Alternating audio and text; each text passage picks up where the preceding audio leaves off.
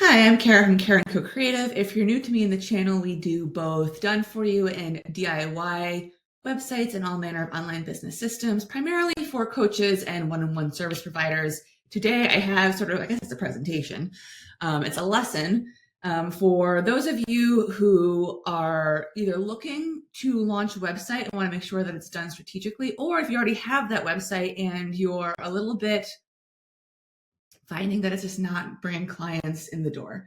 This is something that I see happen quite a bit. I've seen happen for 10, longer now, 11 or 12 years of building websites for coaches and service providers. I also was a health coach myself when I started out.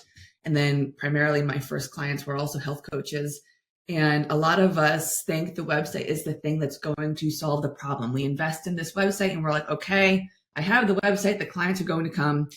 And the truth is the website needs to be set up very strategically in order for it to be a good tool for you.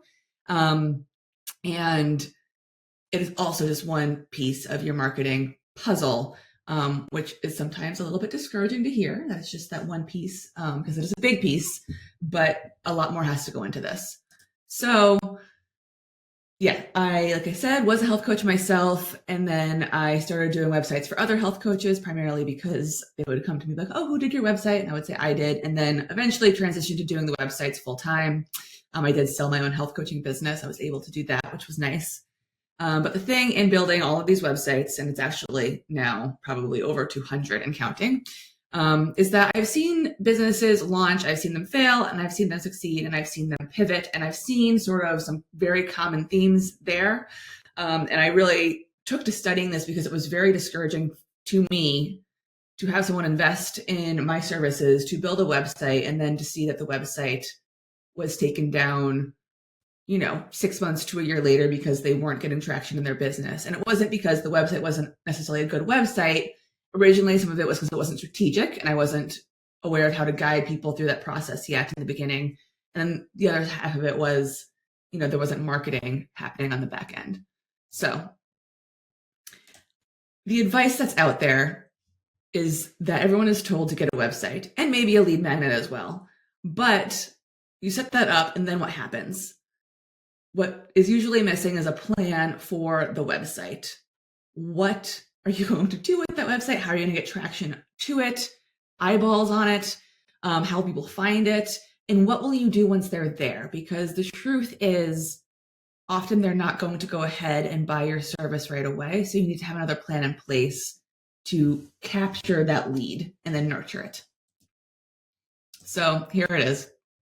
If you just have a website, this is what it looks like. It's just this. I used to work with a big agency, and the founder of the agency used to say having a website alone is like having a billboard in the desert. So you can imagine you're relying on a few errant cars, maybe finding a way to drive by it and seeing it, and then deciding to act upon the billboard and actually contact you to book a service. So you really want a lot more in place. This is the key piece that a lot of people are missing. It's the marketing. People think the website's going to do all of that for you. And there are a few things. I don't gatekeep. I'll share the 2 things you can do to make sure you're driving traffic just to the website itself, basically.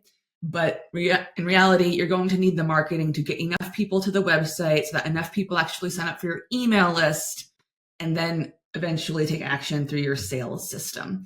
And this, just so everyone knows, is part of a larger presentation I have. It's a free 1.5-hour long masterclass called Crickets to Clients.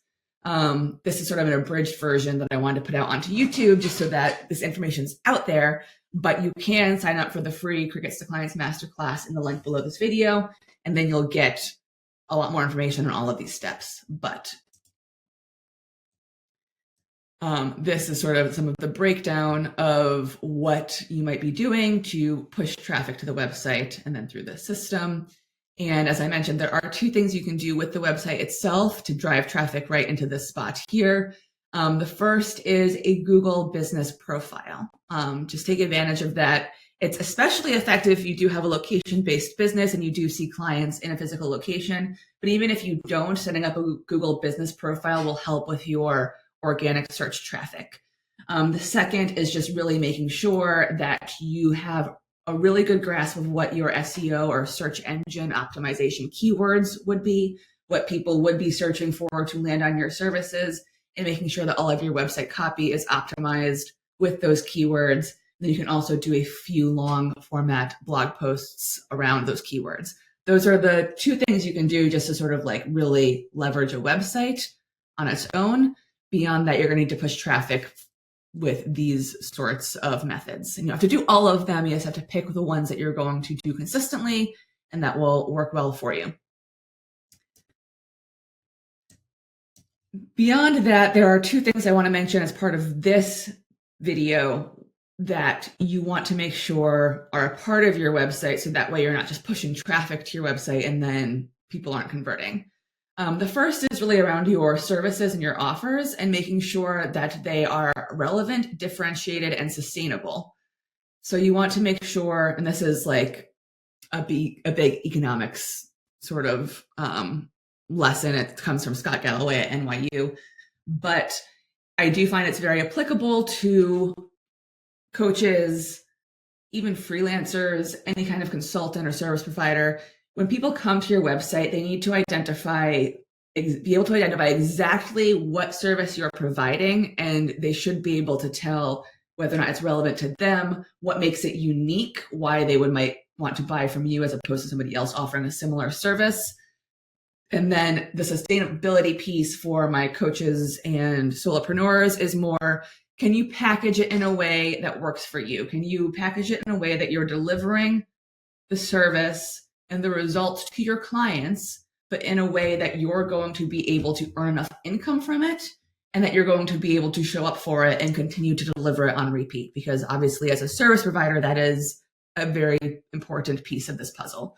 So you want to ask yourself these questions and then make sure that this is translated into your website copy and the format, so that when someone does land on your website, if you're going to do all that marketing work, if they do land on your website, that then they are able to identify the service and determine whether or not they are interested in potentially working with you.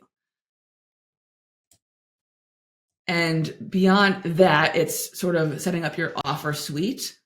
So I would keep it simple for most service providers. If you're just starting out, like I would focus on like a low ticket offer, something that just gets people into the door working with you. That could be a one-off session.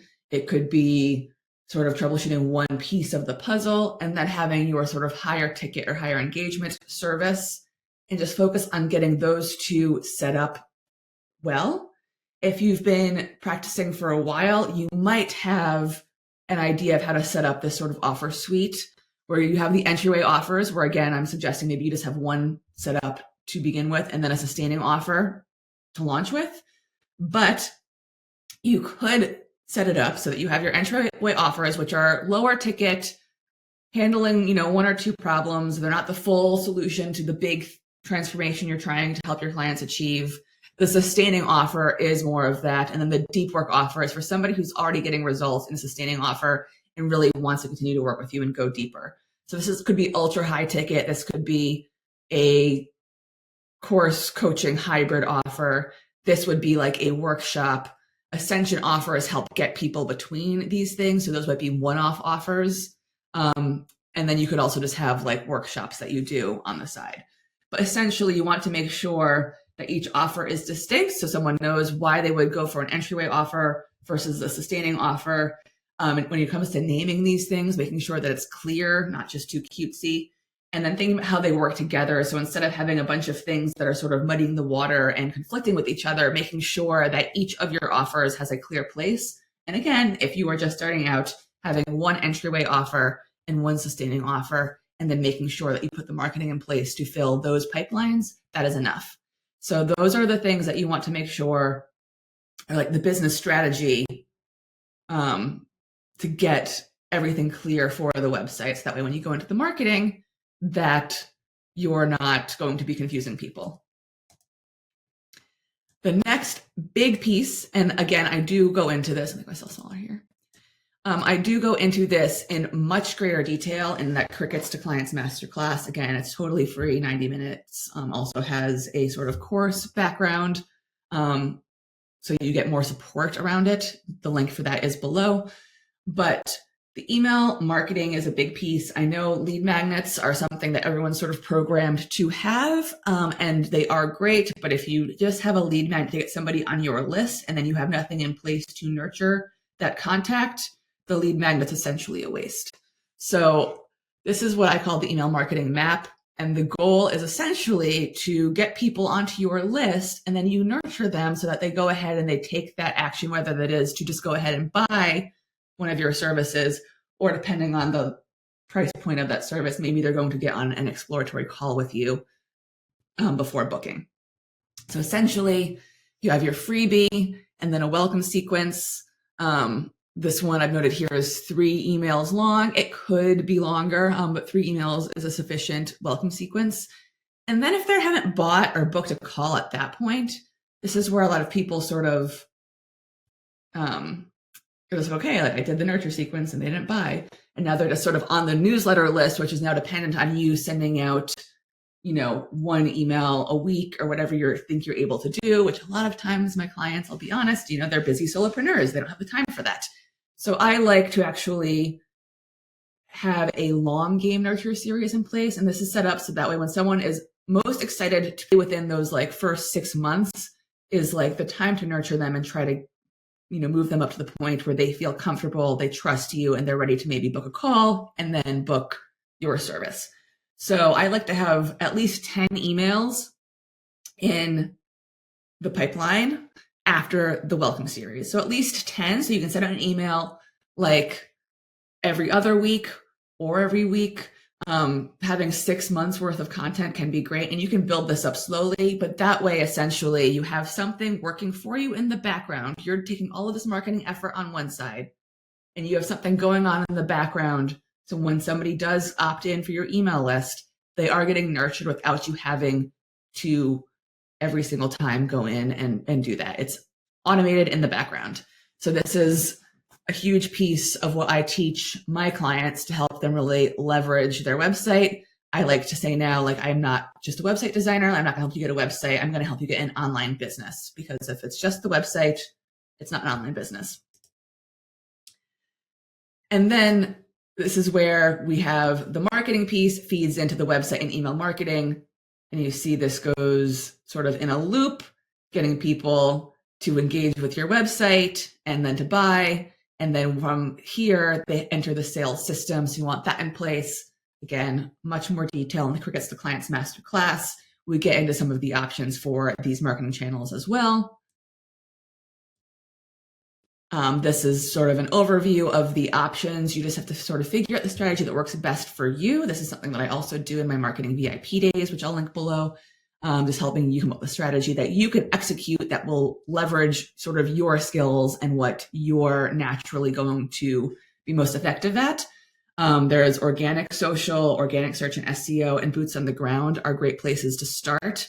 With an online business, we often forget that like we can actually go network with other businesses locally and physically to just get started and get more people in that pipeline.